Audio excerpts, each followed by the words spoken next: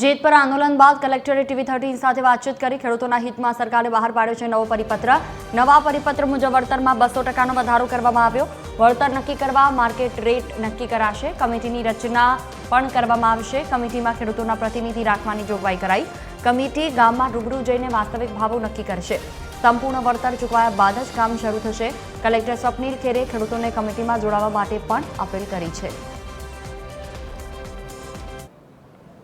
જેતપર ગામે અત્યારે ખેડૂતોનું એક આંદોલન ચાલી રહ્યું છે। આંદોલનમાં જે ખેડૂતોની માંગ છે કે તેમને વળતર વધુ આપવામાં આવે તેને લઈને ખેડૂતો આજે રેલી કાઢી અને કલેક્ટરને આવેદન આપ્યું છે। મહેન્દ્રનગરથી આ રેલી શરૂ કરવામાં આવી હતી। કલેક્ટર કચેરી રેલી પૂર્ણ થઈ છે। આપણે કલેક્ટર સ્વપ્નિલ ખેરે તેમની સાથે જ વાત કરવાનો પ્રયાસ કર્યો। સાહેબ, આજે ખેડૂતોએ રેલી કાઢીને આવેદન આપ્યું છે। ખેડૂતોની શું માંગ છે અને આપણે એમાં શું કરી શકીએ છીએ?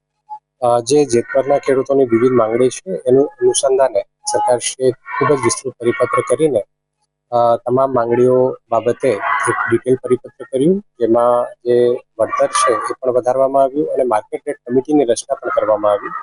માર્કેટ રેટ કમિટીમાં એમની માંગણી મુજબ ખેડૂતોના પણ પ્રતિનિધિઓ છે અને માર્કેટ રેટની કમિટીની રચના માટે અત્યારે જે સરકારશ્રીનો વેલ્યુઅર છે અને જે ટ્રાન્સમિશન કંપનીના વેલ્યુઅર છે એમની નિમણૂક 1 કે 2 દિવસમાં પૂર્ણ થવા જઈ રહી છે અને અમે ખેડૂતોના પ્રતિનિધિઓ પણ મંગાવ્યા છે જેથી એમઆરસીની પ્રોસિડિંગ કરી શકાય। પરંતુ આજે જેતપરના જે અમુક ખેડૂતો છે એ લોકો આવ્યા હતા અને એમને વિવિધ વધારાની માંગણીઓ સરકારશ્રી સમક્ષ રજૂ કરી છે। તો જે માંગણીઓ છે અમે સરકારશ્રીના ધ્યાને મૂકીશું। સાથે સાથ તમામ ખેડૂતોને પણ આપણા મારફતે વિનંતી છે કે આપ લોકો જે માર્કેટ રેટ કમિટી છે એમાં જોડાઓ અને આપને જે ન્યાય પ્રમાણે મળવાપાત્ર વધારાનું વળતર છે એ આપને મળી શકે। ખેડૂતોની વાત છે, જે કમિટીની વાત છે અને વળતરની જે 2 ગણાની જગ્યાએ 4 ગણાની વાત છે, એમાં આગળ કઈ નિરાકરણ આવી શકે એવું લાગે છે? જે માંગણી હતી ખેડૂતોની એ પ્રમાણે સરકારશ્રીએ ખૂબ જ ઉદારમન રાખીને આ પરિપત્ર કર્યું છે। પહેલા જે રકમ 85% હતી એ ડીએલવીસીના પ્રમાણે હતી, હવે જે 200% છે એ રકમ એમઆરસી ના આધારે છે। તો જે વધારો થયો છે એ ખરેખર 2 ગણાથી પણ વધારો ગણાય છે। સાથે સાથે જે આની કોરિડોરનું વળતર છે એ પણ 25% થી 30% ઉપર કરવામાં આવ્યું છે। પ્લસ એ પણ જે વળતર છે હવે માર્કેટ રેટ કમિટી પ્રમાણે આપવામાં આવશે। તો આના આધારે જે માંગણીઓ છે એ તમામ માંગણીઓ સંતોષાઈ ગઈ છે, જેથી હવે ખેડૂતોને પણ મારો આગ્રહ છે કે એ પણ બેસે, અમારા વેલ્યુઅર બેસે અને કંપનીના વેલ્યુઅર બેસે અને પરિપત્ર પ્રમાણે જે વધારાનું ખરેખર મળવાપાત્ર વળતર છે ખેડૂતોને એ મળે ઝડપથી અને પછી એમના ખાતામાં ક્રેડિટ થયા બાદ જ કોઈ કામ આગળ વધારવામાં આવે।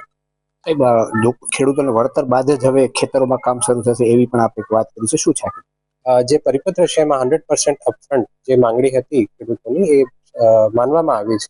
કોઈ પણ કામ ચાલુ કરતા પહેલા 100% રકમ ક્રેડિટ થવી જોઈએ ખાતામાં। એ પ્રમાણે માર્કેટ રેટ કમિટી વળતર નક્કી કરશે। 100%ની ચૂકવણી કંપનીઓ દ્વારા કરવામાં આવશે, ત્યારબાદ કામ આગળ વધારશે।